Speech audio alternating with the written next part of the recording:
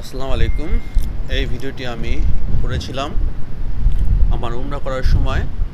আমরা এখন কুবা মসজিদ থেকে মসজিদে নববীর দিকে যাচ্ছি একটি ভাড়া গাড়িতে। যে গাড়ি ভাড়া নিয়েছিল 5 রিয়েল। আমরা দুজন যাচ্ছিলাম, 10 রিয়েল দিয়েছিলাম।